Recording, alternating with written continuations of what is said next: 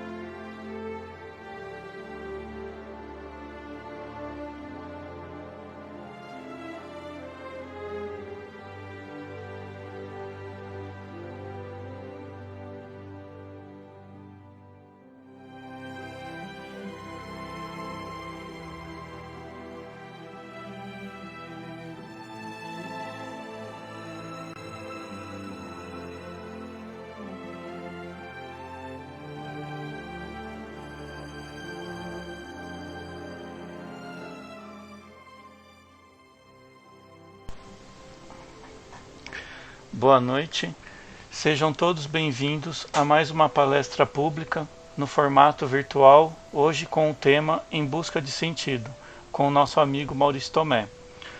No cenário de pandemia, em que ocorre a suspensão generalizada das sessões de intercâmbio direto, alternativas virtuais de estudos de forma segura, com bases em Jesus e em Allan Kardec, se fazem presentes para a continuidade dos trabalhos na Casa Espírita.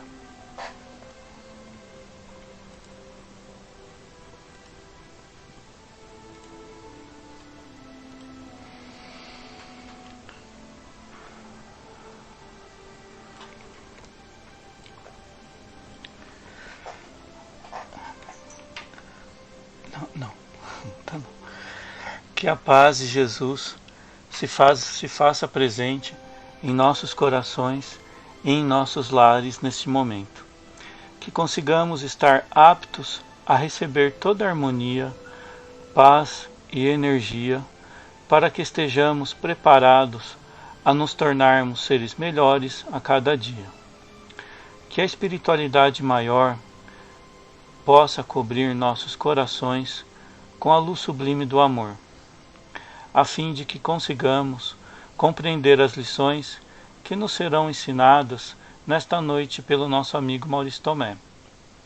que sempre nos brinda com inúmeras lições relacionadas à seara espírita, descortinando aos poucos o nosso véu da ignorância, nos servindo de inúmeras lições que enriquece e engrandece esta nossa jornada de trabalho e de provas, para que o amor se faça presente em nossa morada, que consigamos traçar nossos caminhos com leveza e simpatia para conosco e para com o próximo hoje e sempre.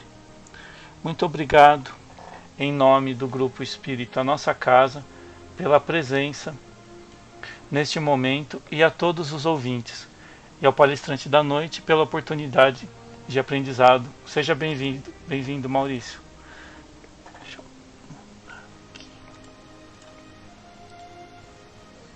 Todos, obrigado, Zé Ricardo, obrigado, Genk, a todos que estão conosco aí agora. É uma ótima oportunidade a gente estar vindo aqui falar sobre um tema que ele não é só do meio espírita, ele é um tema humano, que transcende a determinada religião. Por quê? Porque é uma coisa, é um assunto que remete ao ser humano, ao sentido da vida, né? Então, eu estou vindo falar do livro Em Busca de Sentido, escrito por Viktor Frankl, uma breve história para a gente poder contextualizar o livro aqui, ó. Vocês estão vendo a capa do livro, mostra o muro, né, do campo de concentração de Auschwitz. Viktor Frankl era um médico judeu na Segunda Guerra Mundial. E como muitos judeus, ele acabou indo para campos de concentração. Uma das coisas que ajudou Viktor Frankl a conseguir se manter vivo foi o fato de ser médico. Por quê? Os nazistas, eles se aproveitavam de alguns membros, né, dos judeus que tivessem algum conhecimento muito específico e que fosse útil a eles. Então, no caso, ele como médico, não que ele não fosse colocado em situações extremas. No entanto, ele era poupado da morte. Ele praticamente estava na mesma condição de todos aqueles pacientes que ele acabava ajudando a manter vivo de alguma forma, alguns que fossem interessantes para os nazistas, né? Porque a maioria não tinha interesse nenhum, a maioria ia, se tivesse ficando doente, morria de tifo ou de alguma outra morte infame, ou mesmo na câmara de gás. Ele passou por 3 campos de concentração, né? E a busca dele se tornou uma obra para uma vida, né? Depois que ele saiu de Auschwitz, ele foi para Viena e estudou psicologia. E ele faz parte, né, de uma trinca de psicólogos que são eminentes, né, saídos de Viena, entre eles o primeiro, o mais afamado, que é o Freud, né? E aí o Adler e aí Viktor Frankl.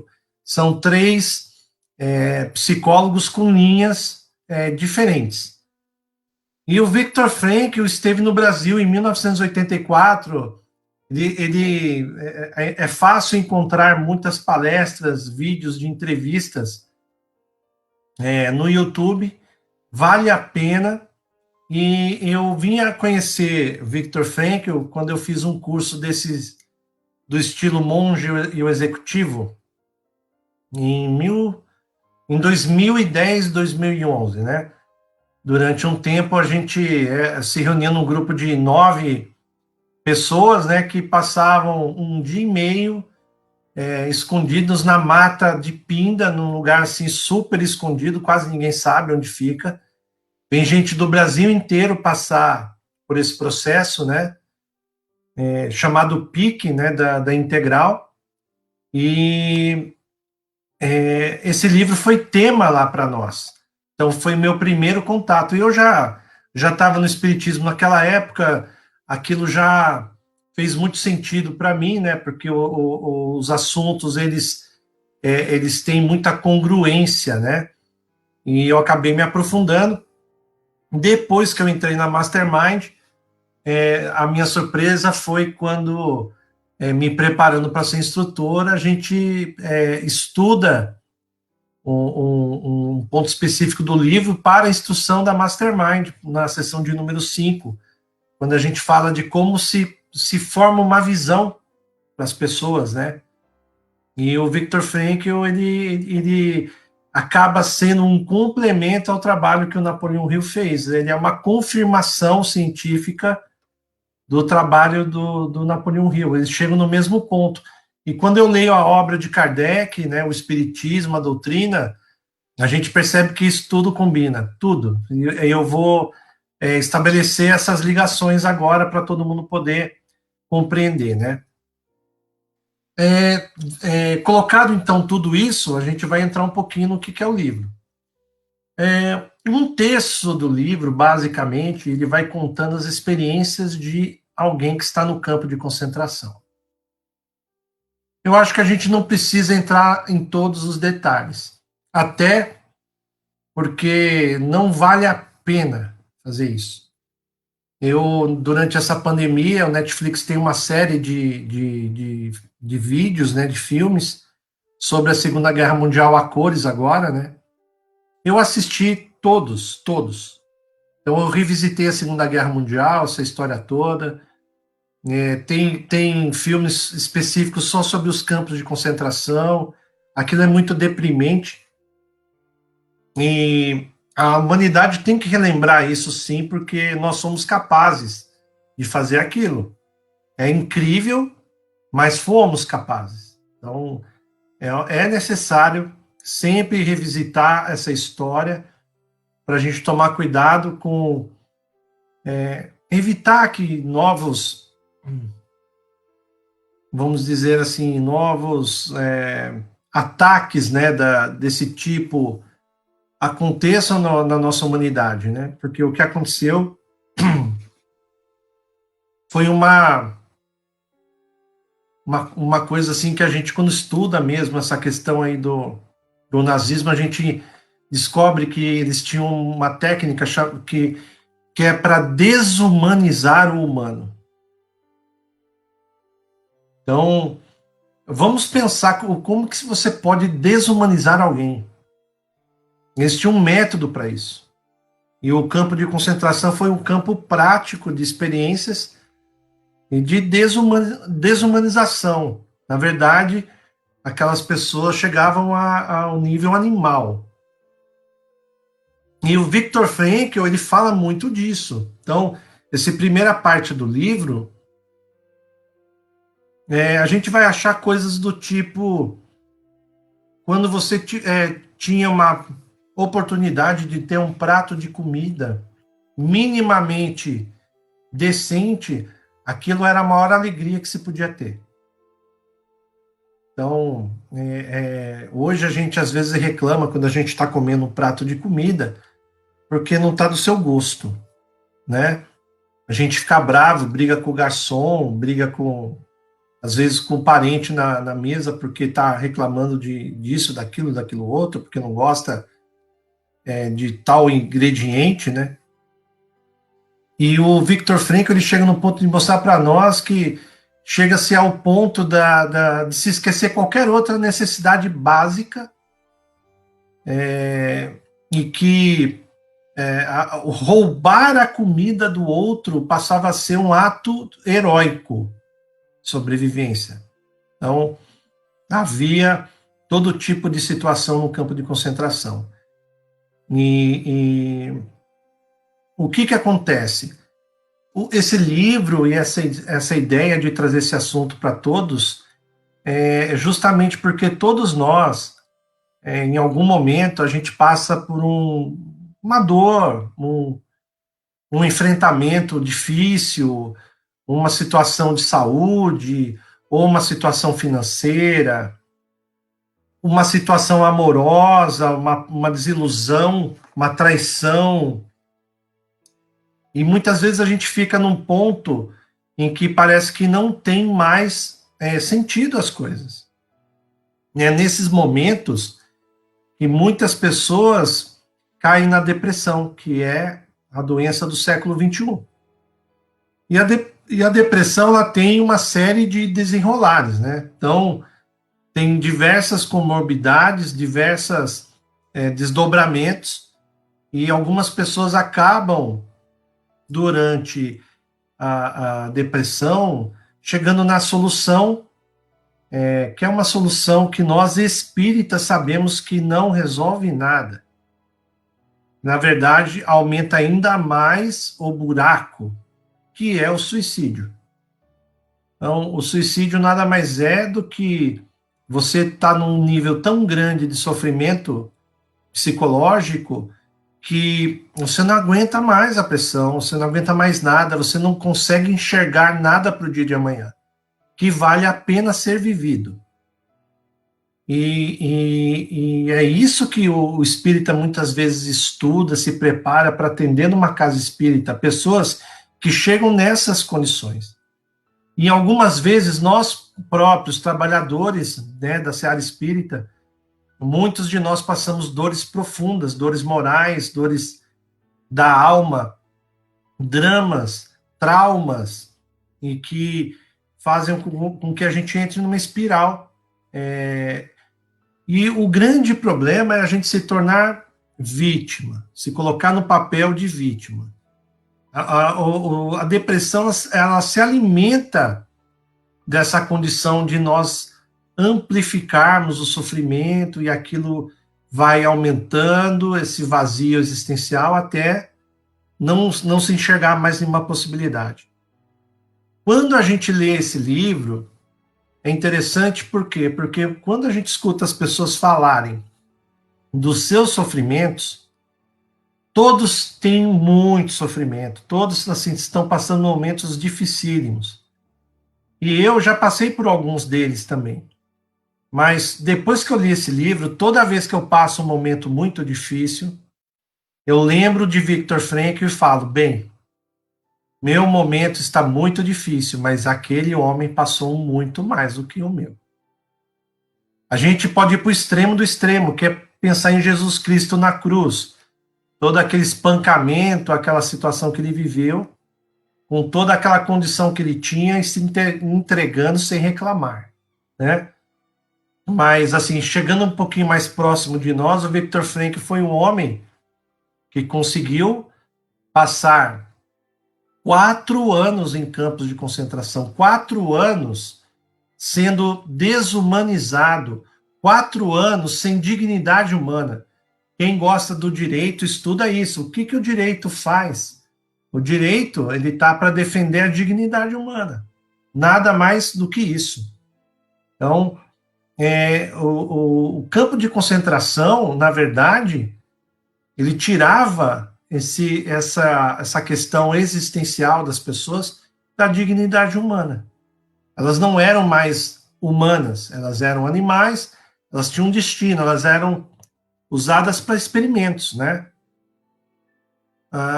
Alguns nem experimento passava, já ia direto para a câmara de gás. E é incrível, né? Porque o sofrimento deles era um tanto, dos judeus no campo de concentração, nenhum alemão pegava num cadáver. Não sei se quem já sabe disso, né? Os cadáveres eram enterrados pelos próprios remanescentes do campo de concentração. Então, eles eram açoitados, os alemães apontavam armas na cabeça, e eles tinham que enterrar, às vezes, os seus próprios parentes ali, naquela situação. Tem um relato no livro de um colega do Viktor Frankl falando que ele estava na entrada do campo de concentração, vendo aquele povo entrar, e ele com aquela roupa listada, né, dos judeus no campo de concentração, eles ficavam em fileiras, né, as pessoas eram colocadas em fileiras para deixar seus pertences, então anéis, brincos, carteira, objetos todos, né, na verdade a pessoa ficava nua. E aí a pessoa, quando ela se dava conta de que ela ia ter que entregar tudo, quando ela chegava na fila de frente para um judeu, ela tentava de alguma forma, talvez conseguindo uma simpatia daquela pessoa, conseguir que se poupasse aquele objeto, que entregasse depois. Mal sabia ela, muitas vezes, que ela não ia ter mais 10 minutos de vida, né? Ela estava pedindo por um objeto, mas na verdade ela estava já a caminho da morte. Essas pessoas que iam sobrevivendo iam passando isso diariamente, todo o tempo, todo o tempo. Eu não sei vocês, eu tento imaginar aqui o que seria viver uma semana, né, sobre essa condição. E a gente pode fazer um exercício, talvez próximo, né, do que é ser limitado. Nós estamos vivendo um tempo de pandemia, certo? A reclusão nossa começou no final de março. E a gente está aqui no dia 27 de julho. Hoje eu estive em Ubatuba e Caraguatatuba. E eu vi as praias lotadas, né? Feriado de São José. Né, e eu não estava lá de veraneio. Então, calça jeans, né? Roupa normal, trabalho. E eu vendo aquela situação, né? A gente ainda está em pandemia, as pessoas estão de veraneio. As pessoas não estão aguentando 4, 5 meses de relativa privação de liberdades individuais. E nós estamos passando por isso. Nós estamos sendo privados das nossas liberdades individuais. Quando a gente fala da perda da dignidade humana, eu estou falando de tudo que a gente ainda não perdeu. Porque se a gente está sofrendo 5 meses com uma perda relativa, quando a gente fala de Viktor Frankl, essa experiência humana, nós estamos falando de 3, 4 anos seguidos de privação extrema da liberdade individual. Na verdade, é aí que está o grande do Viktor Frankl. Ele achou algo que ninguém podia tirar dele. E algumas pessoas ele observou que conseguiram ter esse mesmo mecanismo. E é por isso que ele escreveu este livro, e é por isso que ele desenvolveu uma linha da psicologia chamada logoterapia. Eu não sou psicólogo, eu sou administrador de empresas, mas a gente estuda em administração, né, psicologia aplicada, sempre gostei muito desses assuntos, eu lido com desenvolvimento humano, então a gente está sempre pesquisando. E o Viktor Frankl, ele tem uma linha que não é tão conhecida, mas eu gosto bastante, e vocês vão entender já já. Então, esse primeiro terço do livro é basicamente essas experiências individuais das pessoas perdendo a humanidade. Então, perdendo, na verdade, a noção própria de si mesmo, de vontades, elas perdiam mesmo a referência. Tanto que tem aqui uma hora que ele percebeu que, entre algumas pessoas do convívio dele lá no campo, ele colocou assim, na página 66, felicidade é ser poupado. Éramos gratos ao destino quando ele nos poupava de sustos, os mínimos que fossem. E ele foi aprendendo que a vida era tão assim, tênue, né, a linha. Ele não sabia se um ato daqui a 15 minutos pudesse causar uma irritação em algum oficial, né, da SS e que ele fosse morto, que ele fosse levado para a Câmara. E ele viu muitos amigos que tentavam fugir ou que tentavam mudar de ocupação dentro do campo de concentração, acreditando que dali eles iam ser transferidos para algum outro lugar. e que nisso eles iam poder fugir ou tentar uma condição melhor, ele descobriu que praticamente todos eles perderam a vida.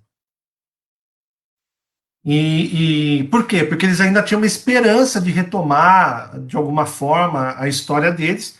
No entanto, quem está dentro do campo de concentração, como eles estavam, eles não tinham mais noção nenhuma da vida exterior, do que acontecia e o que os esperava lá fora. Fora dos muros do campo de concentração, você só ia ter os inimigos que iam te pôr de volta, se te colocassem, né? Porque o destino, normalmente, para quem era fugitivo, era a morte sumária, né? Aí ele descobriu, com o tempo, a importância da solidão. Então ele colocou que ele começou a aprender a ficar sozinho com ele mesmo, com os próprios pensamentos. E aí colocou assim, pela saudade de um lugar de recolhimento e solidão, porque era o tempo todo aquela situação que quando havia possibilidade de ficar sozinho consigo mesmo, poder meditar era a melhor hora dentro do campo de concentração. Então, além de tudo, nós que somos seres gregários, o único momento de paz era quando você ficava sozinho. Só que nesse momento que ele começou a descobrir o que ia salvá-lo, ele coloca aqui assim, na página 71, ali eu sonhava os sonhos de minha saudade, enviava meus pensamentos para bem longe, para o norte e nordeste, onde supunha pessoas amadas. Então, nesses momentos de solidão, ele começou a cultivar na mente dele sonhos. O sonho, que é o que a gente fala e chama esperança. Então, ele, nesses momentos em que ele conseguia ficar consigo mesmo, ele não entrava naquela posição de lamentação, de vitimismo, da tristeza. Ele começou a perceber que esses momentos de solidão, de pensamento, em que ele cultivava os sonhos, né, de o que ele iria fazer após aquilo tudo, aquilo dava para ele uma força, uma energia. Então, isso foi se tornando mais constante e ele começou a observar isso nas outras pessoas, né? Então, ele não fazia parte de nenhum plano de fuga, ele foi convidado diversas vezes para que fosse, que ele entrasse numa história engenhosa. E olha, ele relata no livro uma ou duas ocasiões em que ele ajudou, mais ou menos, né, contrariado alguns fugirem. E ele percebia que nenhum deles conseguia realmente se manter vivo. A maioria era pega antes de conseguir escapar do campo de concentração, né? Então ele não alimentava esse desejo da fuga física. A fuga dele era nos sonhos, no desejo que ele alimentava de uma vida depois que aquilo tudo passasse. Aí ele entra aqui numa parte que ele fala assim da liberdade interior. Então, mesmo, né, ele coloca assim, no campo de concentração, se pode privar a pessoa de tudo, menos da liberdade última, de assumir uma atitude alternativa frente às condições dadas. Para quem está sempre aí vendo o lado vazio do copo, vou ler de novo, presta atenção. No campo de concentração, se pode privar a pessoa de tudo, menos da liberdade última de assumir uma atitude alternativa frente às condições dadas. É muito comum as pessoas reclamarem do marido, da esposa, do irmão, da irmã, do chefe, do empregado, do governo, do vizinho, do médico, do advogado, do cachorro, do gato, do papagaio. A gente coloca sempre para o lado de fora a responsabilidade. Sempre é muito fácil. A culpa, a situação é daquela forma sempre por causa de alguém. Então ele foi divagando sobre essas condições, aí ele foi entendendo que a pessoa, por mais que ela fosse privada de tudo, dessa desumanização completa, ela ainda podia escolher a atitude frente ao sofrimento, aos desafios. Então ela tinha ainda algo que era só dela e que mesmo toda aquela desumanização não conseguiu tirar dele. Então ele não perdeu a humanidade. Muitos perderam a humanidade porque deixaram se levar, não acharam a parte mais importante da essência humana dentro de si. Então ele vai indo até o ponto que ele fala assim: a liberdade espiritual do ser humano, a qual não se lhe pode tirar, permite-lhe até o último suspiro configurar sua vida de modo que tenha sentido. Então, por isso que é a busca de sentido. Só sobrevive a momentos difíceis como esse quando você descobre o seu sentido. E, gente, sobre esse livro, teve uma palestrante aí desse pessoal do Oba-Oba, Iê, aí, que lota salas e salas e salas, falando que não leu o livro com certeza, falou assim: as pessoas que morreram no campo de concentração, elas não tinham propósito. Isso não é verdade. Quantas pessoas morreram com propósito lá? Quantas pessoas que estavam fazendo a mesma coisa que o Viktor Frankl fizeram, que alimentavam desejos, olhavam para o futuro com esperança, mas morreram. Existiu, sim, o destino espiritual de muitos ali. Nós espíritas conseguimos enxergar isso. Para muitos ali era uma experiência e ela ia terminar naquele campo, e para ele não terminou. E não terminou para ele ser a pessoa que levou essa teoria adiante, depois de toda essa experiência. Então, nós sabemos que existe uma sequência de situações, não é o determinismo que se fala por aí.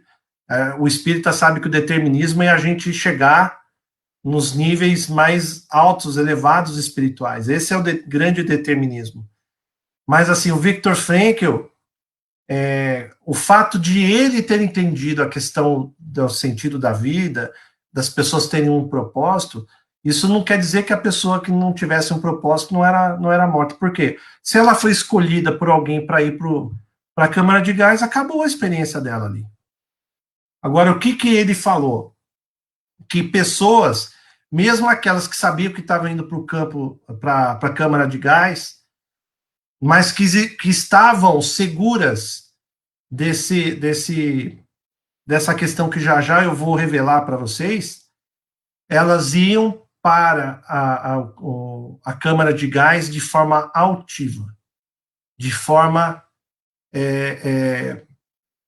resoluta. Então, ela sabia que ela estava indo para a morte. Nem por isso ela ficava desesperada, gritando, se jogando no chão. Talvez essas pessoas, sim, deixassem os nazistas chateados, porque para o algoz, talvez a parte mais prazerosa não é o fato da morte em si, e sim o pânico e o mal psicológico que causa para a vítima. O torturador, ele não está interessado em ver a pessoa morta, ele quer torturar até o quanto a pessoa aguentar. Então, imagina a pessoa ir para a câmara de gás sem reclamar. Aquele, entre aspas, perdia a graça. Perdia a graça. Não era aquilo que eles esperavam de reação. E ele observou pessoas com essa altivez, né? Pessoas corajosas, que morriam com audácia, né? E a gente vai evoluindo. Ele entra aqui numa análise do termo fim, né? Que o finis, né? O termo latino finis tem dois significados: fim e meta. A pessoa cuja situação não permite prever o final de uma forma provisória da existência também não consegue viver em função de um alvo. Quantas pessoas no mundo hoje não têm um fim, não sabem uma finalidade? Ela, se você perguntar para ela o que ela fez hoje, a busca de que ela estava fazendo o trabalho dela, a atividade dela, muitas não vão saber responder. Então, o fim, quando você tem o fim, você pode ter uma meta. As pessoas esquecem disso. Quando você tem uma direção, você tem muito mais chances de conseguir. Por isso que, em termos de linguística, é importante a gente buscar aqui de novo o título, Em Busca de Sentido. O que faz isso tudo? O que fez o Viktor Frankl passar por tudo isso? Ele achou uma direção. Sentido, direção. Fim, meta. Então, o fato de ele ter sonhos, o fato de ele ter vontades, de ele imaginar situações fora do campo de concentração, dava para ele um sentido, uma direção. É para aqui que eu vou depois. E aquilo dava um ânimo. Nada mais é do que a animação da alma, né? O ânimo vem de anima, da alma. Você coloca entusiasmo no seu espírito. Então, ele busca nessa palavra o significado dessa questão de dar uma direção, de dar um sentido. Por isso que é em busca de sentido. Então, as pessoas conseguem passar por experiências duras dessas e saírem do outro lado mais fortalecidas se elas têm um sentido na vida delas. Não precisa ser esses sentidos, ser feliz, ajudar a humanidade. Ele até critica isso no livro. Ele acha que o que ajuda mais as pessoas a terem sentido são coisas mais concretas, específicas. E é por isso, apareceu pergunta, eu já vou ver. A capa do livro está aqui, gente. Pus na posição certa.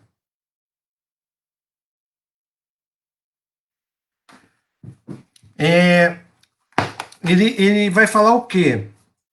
Me perdi um pouquinho aqui, mas de qualquer forma a gente já volta. As pessoas vão se encontrar, vão conseguir se reorganizar, elas vão conseguir passar por momentos de muita pressão, se elas tiverem um sentido e aquele alvo for tão bom, tão forte, tão importante, tão relevante, que vale a pena tudo aquilo que ela está vivendo. Então, o que faz uma pessoa passar por uma experiência tão difícil quanto essa e sair fortalecida dessa experiência? Por isso que eu gosto muito do meu trabalho, né? Eu trabalho com treinamentos da Fundação Napoleão Hill. Napoleão Hill fala que uma das leis do êxito é você saber tirar proveito das experiências, dos fracassos, dos reveses. Você tem que ter um objetivo definido na vida, que é esse sentido. Você tem que ter uma direção. Quem sabe para onde vai ter muito mais chances, não é garantias, mas são chances de êxito. Então, se você sabe o que você quer da tua vida, se você tem uma definição que dê um sentido para a sua vida, você vai. Inclusive, ele aqui fala de situações como o sofrimento extremo, que é você saber de uma doença terminal. Como que a pessoa pode enfrentar uma doença terminal, um câncer que não tem mais cura? E ele coloca aqui, ele teve pessoas no campo de concentração assim. Então, ele fala assim, podemos encontrar sentido na vida quando nos confrontamos com uma situação sem esperança, quando enfrentamos uma fatalidade que não pode ser mudada. Porque o que importa, então, é dar testemunho do potencial especificamente humano no que ele tem de mais elevado, que consiste em transformar uma tragédia pessoal num triunfo, em converter nosso sofrimento numa conquista. Quer você transformar aqueles dias, meses, anos de vida, não no martírio, numa lamentação, e sim numa celebração, em você aproveitar cada momento que você ainda desfruta. E você ter consciência que se você não tem uma cura para o que você tem, por que que você vai viver esse resto de tempo que você tem de forma negativa em lamentações eternas, sem nenhuma coisa que possa te alegrar? E aí, para o espírita, vem aquele chamamento do apego. A gente fala às vezes do apego à matéria, mas a gente pode falar também desse apego material desse mundo, da própria existência desse mundo, né? Então, o que ele fala assim, não precisa você que está passando um momento extremo viver esse momento como um luto, você ser um cadáver que anda. Você pode viver o tempo que é concedido a você com um desfrute. Você pode aproveitar esses momentos que você tem. Então, para quem passou pelo campo de concentração, ele consegue enxergar numa vida que está com um prazo determinado, mesmo nessas condições, o ser humano pode buscar sentido. A história de vida da pessoa pode ser contada para as outras pessoas e dar força. Quantas pessoas fazem relatos sobre saúde, por exemplo, e que dão força? A gente pode lembrar da Ana Maria Braga, por exemplo, quando ela combateu o câncer, depois foi agradecer em Fátima. Ajoelhada, e quanta gente chorou e se envolveu, e o assunto do câncer de mama veio tão forte, né? E ela tá de novo, né, com câncer, né, tá lutando aí contra o câncer novamente. Ela durante muito tempo fumou, né, e o cigarro, todo mundo sabe que é um danado, né, para o câncer, né? Enfim, gente, eu quero chegar no ponto culminante aqui com vocês, em que ele deixa claro, ele coloca assim, nós podemos perder tudo, mas nós não perdemos a capacidade de escolher a nossa reação. Napoleão Hill chama isso de a chave mestra das riquezas. Qual que é a chave mestra? Não é uma riqueza material. Não é ouro, nem dólar, nem real. E só está na última página do livro qual é a chave mestra das riquezas. Mas eu vou contar aqui para vocês. Que é a atitude mental positiva. É você escolher como você reage aos problemas. Os problemas são concretos, são reais, eles estão lá. Às vezes não é nem problema, é uma preocupação. Preocupação é diferente de problema. Preocupação é uma ansiedade, não é problema ainda, mas tem um monte de gente que se afoga em tigelinha rasa com preocupações, que não se tornaram problemas. Aí existem os grandes problemas da vida. E passar num campo de concentração, eu não sei se a gente tem alguma outra experiência humana mais terrível do que essa. Então, um homem que passou por isso, ele está dizendo que ele não perdeu a humanidade porque ele continuou controlando o pensamento dele, como ele reagia. Isso ficou gravado no filme Invictus, do Nelson Mandela, né, a biografia do Nelson Mandela. O roteirista do filme leu o mesmo poeta, que o sobrenome é Henley, e o Napoleão Hill também leu, e que corrobora aqui também com o Viktor Frankl, que fala que nós temos que ser senhores de nosso destino, comandantes da nossa alma. Não importa o que aconteça, eu posso escolher a minha reação diante de tudo isso. E nós encontramos isso no Espiritismo, né? E aí, entrando um pouco para a logoterapia, eu não estou aqui para advogar a logoterapia, tá? É onde ele fala, quando o ser humano se dá conta de que ele é senhor do destino dele, que ele pode controlar as suas escolhas, o seu pensamento é ele que escolhe, e que ele não deu aquilo para o nazista, ele manteve aquilo com ele, todos aqueles que conseguiram sair sãos de lá, conseguiram manter clara a mente de que eles escolhiam como eles reagiam e não se entregaram.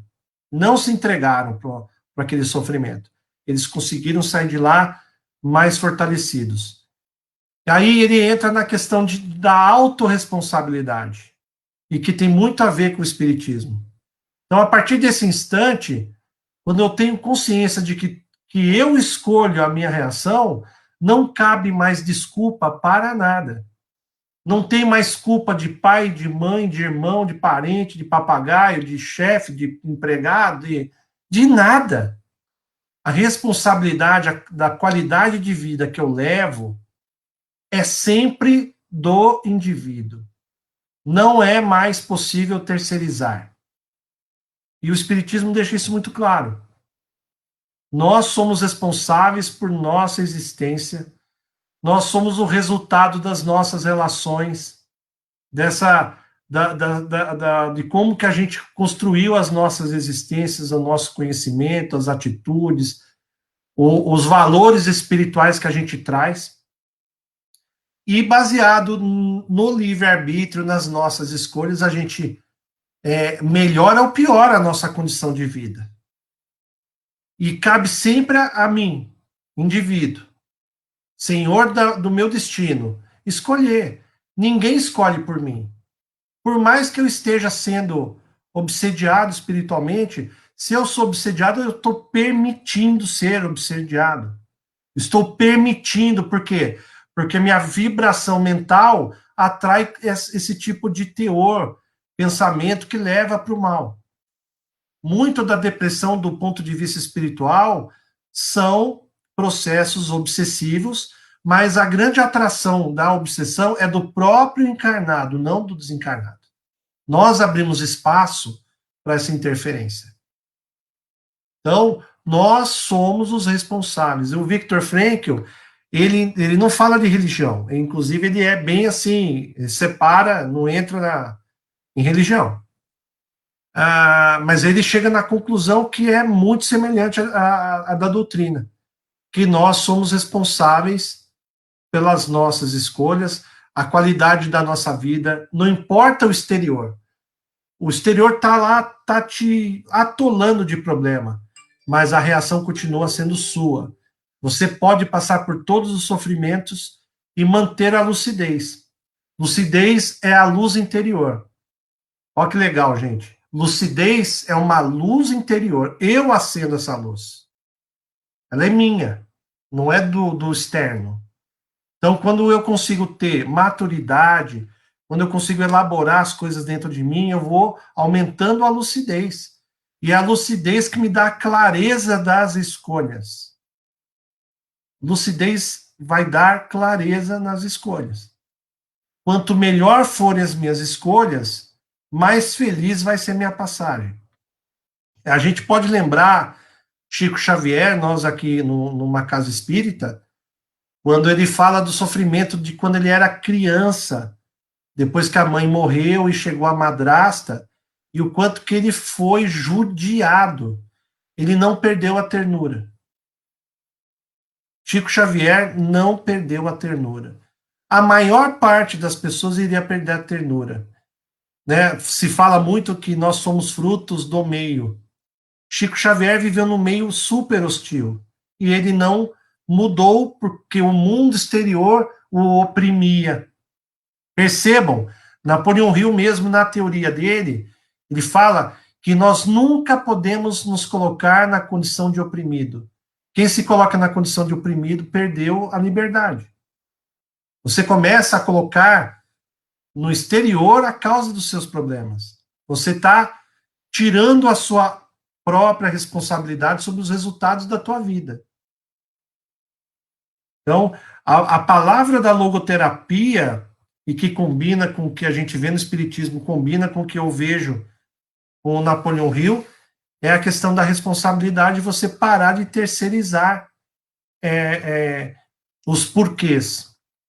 E a gente, quando cita o Viktor Frankl, a gente sintetiza o pensamento dele numa frase, tá? Você não vai achar ela assim no livro, mas que sintetiza o livro. Quem sabe todos os porquês enfrenta todos os comos. Né? Quem sabe todos os porquês enfrenta todos os comos. Porque o porquê é esse sentido. É o motivo. É o porquê que eu luto. Por que eu quero algo a mais. Por que eu quero melhorar. Isso que é uma coisa inata no ser humano. Todo mundo quer melhorar. Materialmente, espiritualmente. E é bom. É o que faz a humanidade se perpetuar no planeta. Essa busca de sempre estar melhor. Quando a gente perde isso, a gente perde sentido. E não precisa ser algo como Gandhi, a gente não precisa ter o mesmo responsabilidade ou querer ser tão importante quanto o Gandhi. Mas, se dentro daquilo que eu estou buscando de sentido na minha vida, por que que eu estou vivendo essa experiência terrena? Mesmo algo que seja, entre aspas, pequeno, jamais vai ser pequeno. Se aquilo faz sentido para você, aquilo é o que te deixa pleno, é o que faz você realmente acreditar que vale enfrentar todo tipo de obstáculo, isso faz valer a pena. Então, o meu objetivo é deixar para todos vocês essa mensagem de esperança, porque tudo isso aqui, no fundo, leva a gente para sempre ter esse olhar positivo e de esperança. Nós podemos passar por diversas experiências e, da mais dolorosa, ainda assim, olhar para amanhã com esperança, mesmo que seja para viver o último dia, mas de forma feliz, vivendo e aproveitando a jornada, porque é muito mais importante do que o destino que a gente coloca um sentido, é como que a gente vive o caminhar, né? A gente tem uma história, a gente tem um caminhar. Como é que eu faço? Porque o destino ele é um momento culminante, é um momento, mas a jornada é o tempo todo que eu passo nessa experiência terrena. Então, gente, não percam a vida, essa experiência terrena, em lamentação. Não perca essa experiência terrena sem qualidade, sem sentido. Busca dentro de você aquilo que você tem de talento, de melhor para oferecer, tanto para o seu crescimento pessoal quanto para a comunidade. O mundo está precisando de pessoas que tragam ajuda, benefício, paz, que concilie, né, que una, que tenha harmonia, de briga, de distensão, de, de todo esse tipo de coisa que separa. Olha, a gente não precisa mais. Não precisa mais. Viver uma vida amolado, chateado, bravo, triste, rancoroso, isso não vai te trazer nenhum benefício, né? O André Luiz não fala para nós que o mau comentário não merece espaço nunca, né? Não tem porquê. Então, a gente tem que ser mais focado na solução do que no problema e buscar o lado, aquela música que toca dos parques da Disney, né? Quando termina, quem já foi na Disney sabe, né? Tem uma musiquinha que toca quando termina os shows de fogos de artifício, que a letra da música fala sobre você olhar para o lado claro da vida, né? O lado da luz, né? E nós espíritas somos muito chamados a atenção para ter essa consciência, né? De olharmos para o lado positivo o tempo todo. Zé, eu vou abrir espaço se alguém quiser fazer alguma pergunta ou comentário.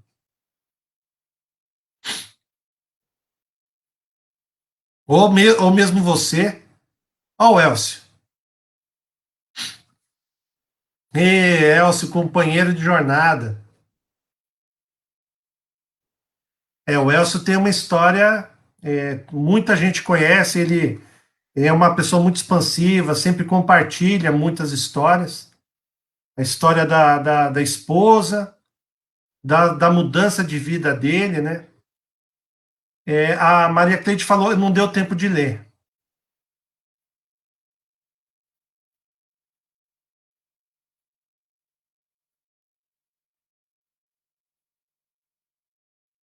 Já estou olhando.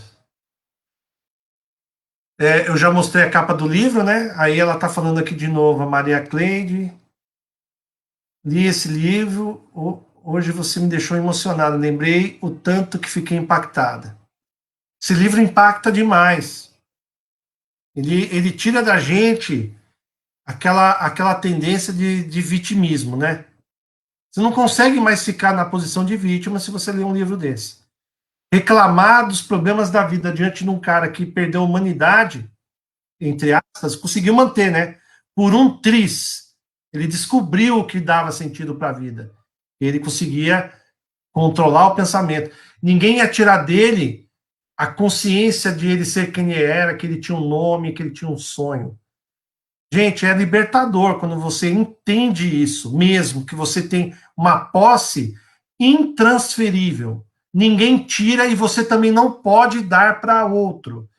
Simbolicamente, muitas pessoas te dão, mas é simbólico. Por quê? Porque, na verdade, você está se eximindo da responsabilidade. É isso que acontece.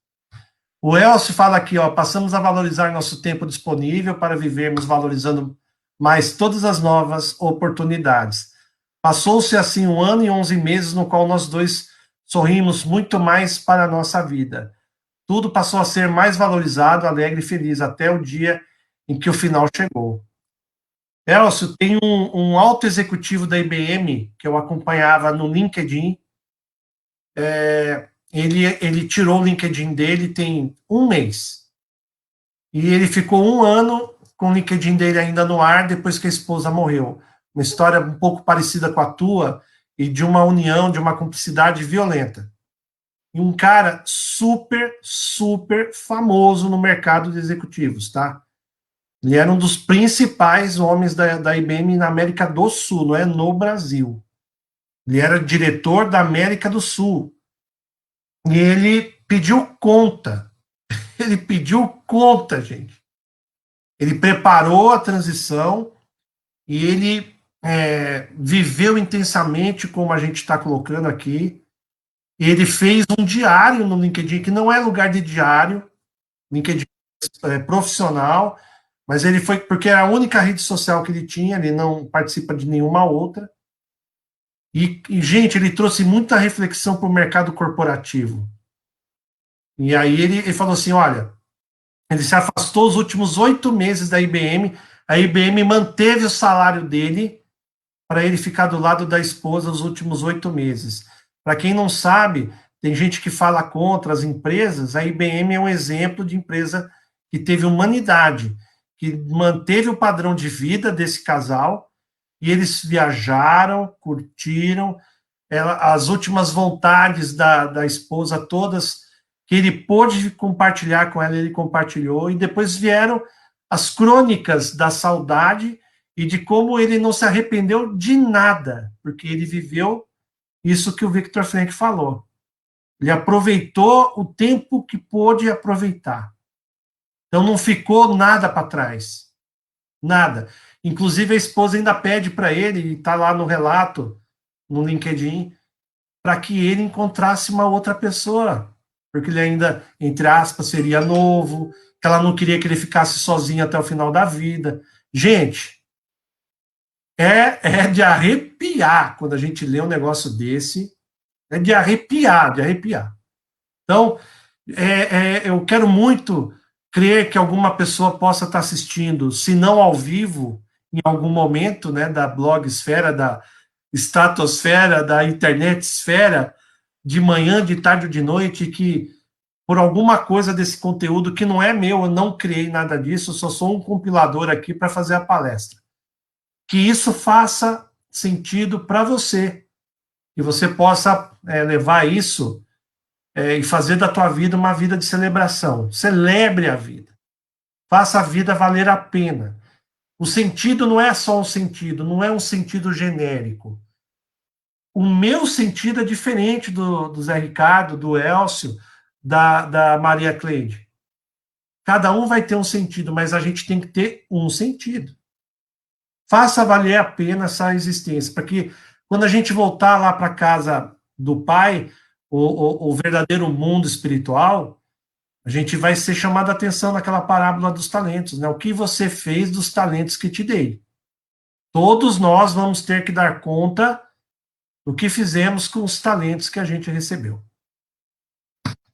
É isso. Opa, chegou mais comentário.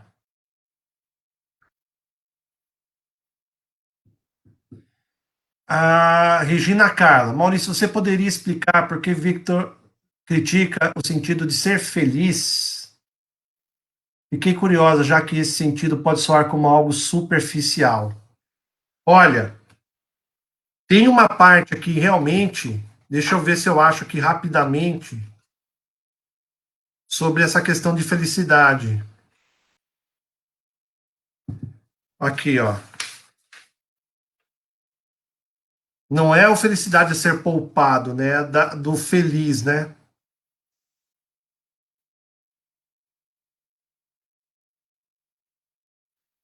Eu não sei se eu vou te responder bem, tá, Regina, mas tem um ponto aqui que ele fala do sentido do amor. Primeiro ele fala da essência da existência, onde ele coloca 3 pontos da essência da existência. Aí ele fala assim: criando um trabalho ou praticando um ato. Então, tem muita gente que encontra sentido em algo, né, que é um trabalho, que aquilo tem um significado, que a pessoa passa de tudo por causa daquilo que a deixa feliz. Aí tem aqui experimentando algo, encontrando alguém. Então, alguns relacionamentos são tão intensos que você encontra essa felicidade relativa. E aí vem o terceiro, pela atitude que tomamos em relação ao sofrimento inevitável, que conseguir elaborar esse sentido da vida mesmo diante da maior situação de pressão e sofrimento. E aí coloca essa frase que é poética, né? O amor é a única maneira de captar outro ser humano no íntimo da sua personalidade. Eu não sei se todo mundo consegue sintetizar o amor assim. Captar no outro ser humano no íntimo de sua personalidade. Mesmo diante de defeito, você gostar da pessoa, né? Por seu amor, a pessoa se torna capaz de ver os traços característicos das feições essenciais do seu amado, mas ainda ela vê o que está potencialmente contido nele, aquilo que ainda não está, mas deveria ser realizado. É de se pensar, esse homem aqui é complexo. A felicidade, essa felicidade, ela só vai ter sentido se você tiver encontrado o sentido da sua vida em si. O que eu vejo muito desse mundo nosso, da busca da felicidade, na verdade, é uma felicidade que é efêmera, é uma felicidade passageira, de momento, né? E o que o Viktor Frankl coloca não é você ser um frívolo, uma pessoa que, frívolo. É uma felicidade de casca de ovo. Na verdade, a felicidade é você conseguir lidar com você mesmo nos seus dramas e ainda assim gostar disso. É você ter estofo para se aceitar do jeito que você é e seguir. E dentro dessa condição de você conseguir ter o controle dos seus pensamentos, você direcionar a tua vida para uma vida intencional. Intencional. É você querer ir para um lugar melhor, para outra situação. E não nessa felicidade que é muito exterior. Eu creio que quando eu analiso a felicidade, até pelo jeito que se vende aí, redes sociais é muito engraçado, né? Redes sociais a gente vê o pessoal lá no Uhul, sexta-feira, sextou, né? Sextou, parece que a felicidade só existe de sexta-feira até domingo, até às 6 horas da tarde, que quando toca a música do Fantástico, a pessoa já começa a ter calafrio. Já começa a pensar na segunda-feira, já vem preocupação. Meu Deus do céu, amanhã vai ser terrível, acabou a felicidade. Ou seja, a pessoa não consegue passar muito tempo, mesmo nessa felicidade exterior, frívola, ela não tem consistência, porque a pessoa não consegue realmente lidar com a rotina dela. Aquela rotina para ela não tem esse motivo que faz ter sentido, né? Sem sentido não rola. Mais colocações? Eu vou procurar olhar isso depois, tá, Regina?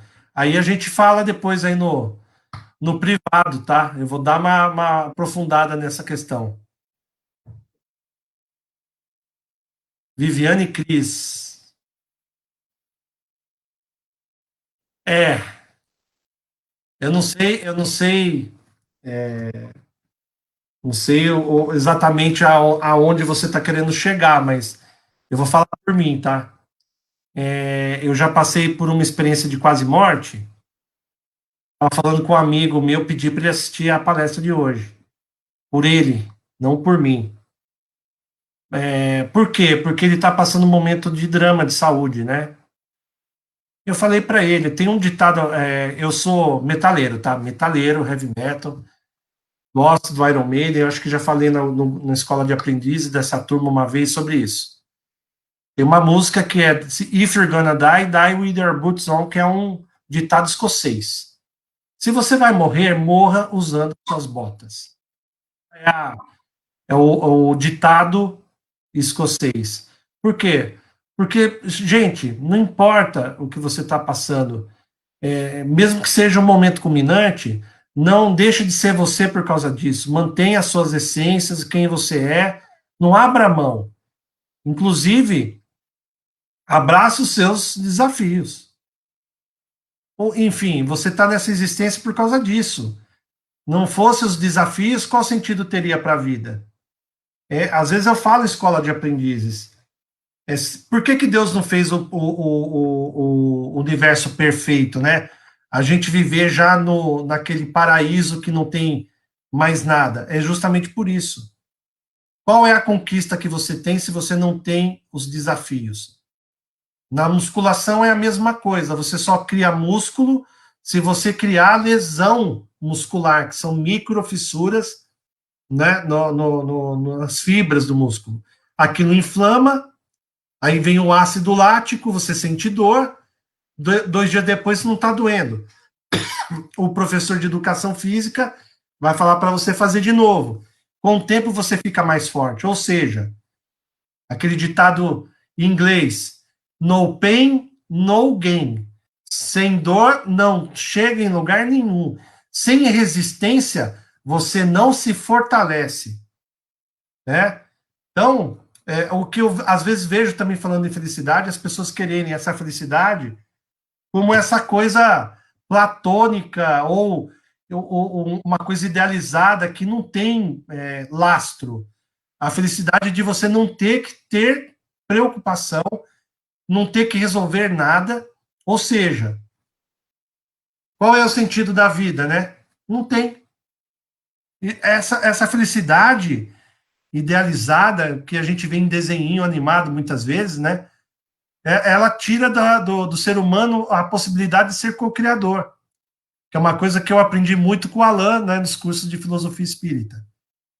Deus nos permite essa experiência de construção do ser. Nós vamos construindo através das experiências, dessas resistências, tomando porrada e com isso criando mais estofo, criando mais força, vitalidade, mais inteligência e também mais sentimento. A gente vai crescendo com essas experiências. O Elcio, com essa história dele, quando ele compartilha o amor com a esposa, quantas pessoas leem aquilo? Talvez algumas pessoas falam, nossa, mas que coisa triste. E eu acho que tem outras que é o contrário, falam assim, meu, esse cara aí é legal, hein? São pessoas diferentes lendo a mesma história, né, o mesmo escrito, e entendendo totalmente diferente o mesmo comunicado. Não captou ainda o sentido, que para o Elcio fez todo sentido. Ele está compartilhando o sentido que ele teve daquilo. Outros enxergam tristeza, outros enxergam azar. E eu passei por isso na família. Pessoas vieram falar para mim que o Maurício é muito azarado, que tudo que tem de problema de saúde eu pego. Isso teve Covid, eu tive Covid, e daí? Estou aqui.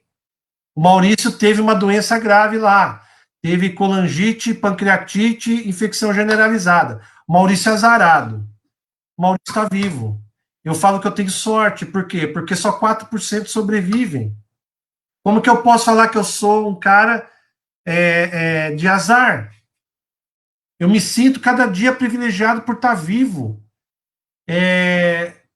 Dia 29, depois de amanhã, vai fazer 4 anos do dia que eu entrei na UTI.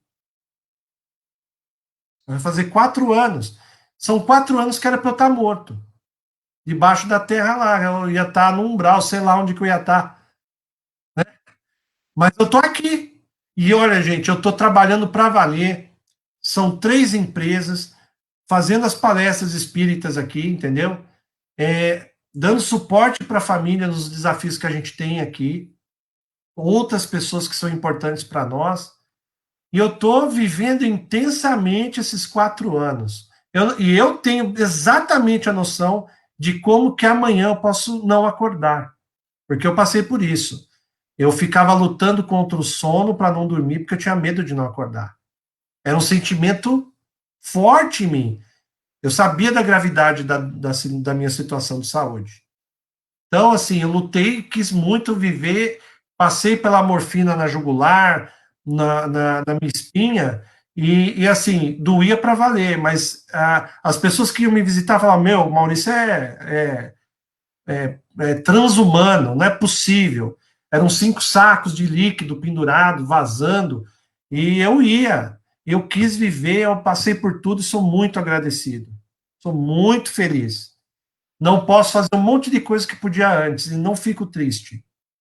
Tenho várias limitações físicas hoje que me impedem de diversas atividades. Nem um pouco de tristeza eu sinto. Eu sinto a felicidade de estar ainda podendo usar esse corpo que está meio judiadinho, já deu uma desgastada a mais, mas ela está me servindo, está me levando. Né? Eu estou conseguindo viver com ele. Por isso que a gente tem que dar valor para a vida.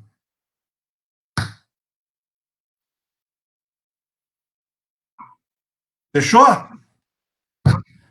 Olha, Zé, eu quero agradecer a oportunidade. Eu gosto muito do tema.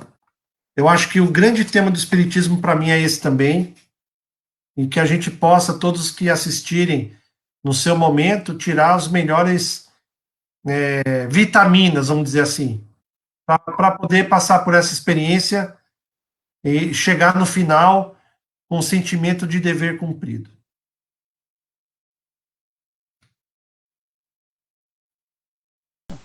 Muito obrigado. Vamos lá. Vamos agradecendo ao Pai, nosso Pai Celeste, que nos abençoou mais uma vez, permitindo que estivéssemos aqui reunidos nesse não lugar. Hoje é um não lugar, né?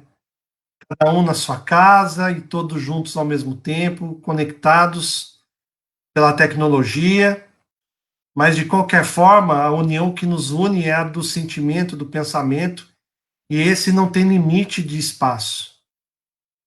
Esse entrelaçamento, essa conexão nos une nesse instante, e assim nós podemos juntar os pensamentos de cada um que estão agora conectados e também conectar os nossos melhores sentimentos em favor da humanidade nesses momentos que a gente vive, momentos de transição culminante, essa pandemia, e nós não vamos vibrar por um país específico, e sim por toda a humanidade. porque a pandemia e esse sofrimento coletivo está em todos os países e a espiritualidade necessita muito de todo auxílio, ajuda, vibração. Então vamos todos vibrando paz, saúde, amor, concórdia, equilíbrio, que a espiritualidade possa recolher todas essas vibrações, encaminhar para todos os locais que mais necessitam, tanto no mundo espiritual quanto aqui no nosso plano terrestre. Encaminhando isso nos hospitais, nas creches, asilos, nos locais de reajuste, prisões, nas casas de recuperação mental. Vamos também encaminhando essas vibrações para todos os dirigentes da Terra, para todos aqueles que têm os destinos dos seus povos nas mãos, em todos os poderes, legislativo, executivo, judiciário, para que tome as melhores decisões em conformidade com as leis divinas. Vamos vibrando por nosso país, pelos nossos governantes, pela pátria do Evangelho. Vamos vibrando, lembrando Ismael, nosso anjo guardião, para que ele continue ajudando a proteger a nossa pátria, que está aqui como coração do mundo, pátria do Evangelho.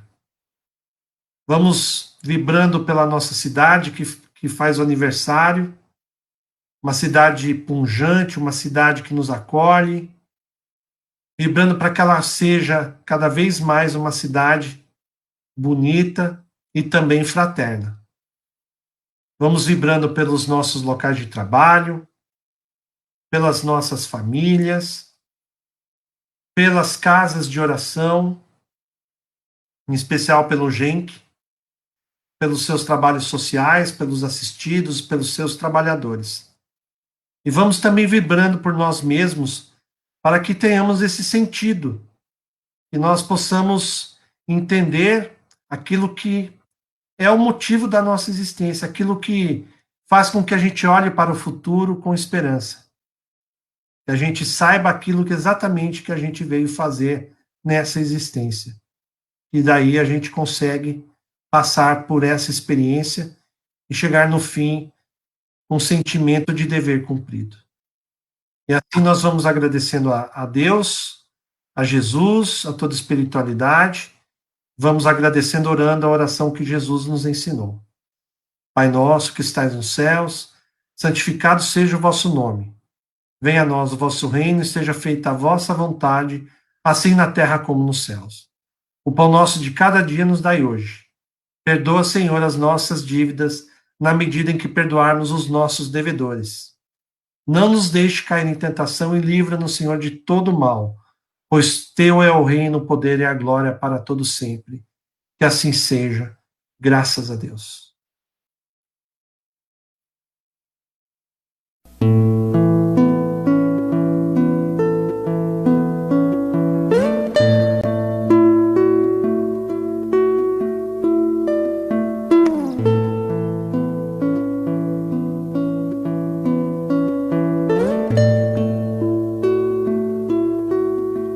Quanta luz neste ambiente, descendo sobre nós, vibrando em nossa mente.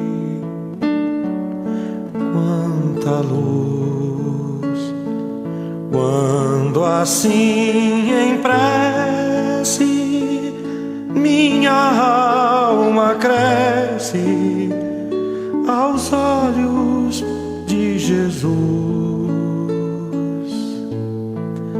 Quanta luz, quando em oração a voz do Mestre fala aos nossos corações.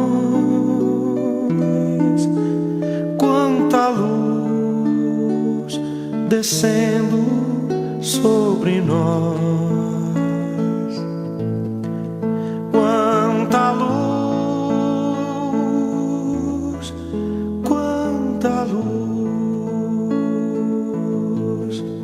quanta luz neste ambiente